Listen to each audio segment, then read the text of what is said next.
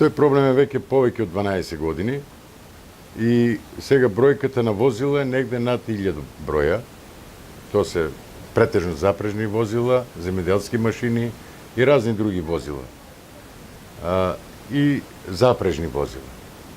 Така да тај проблем доста нас не измачува, веќе 2 години новото раководство на Македонски шуми се измачува со овој проблем и мислам веќе е на потек да се реши.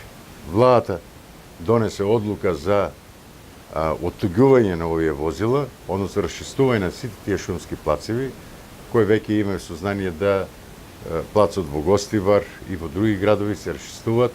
Сега сме ние во Струмица да се тај плац расчисти, али претходно очекуваме една правна завршница, односно да очекуваме, конкретно кажано, очекуваме комисија од Завод за судски вештачење да утврди фактичка состојба на тие возила, значи кои ќе се користат понатаму или ќе се оттуѓат како старо железо.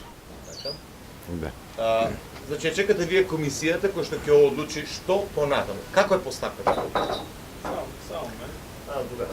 Понатаму најверојатно комисијата она што ќе го донесе како одлука дека тоа се хварисани возила, стари возила, не се за употреба, значи ќе се распишат тендери, огласи у кои што одредени фирми ќе конкурираат за да тај материјал, односно тие возила се отстранат таму, односно ги купат како старо железо, за кој што ќе имат придобивки и државата и самата фирма.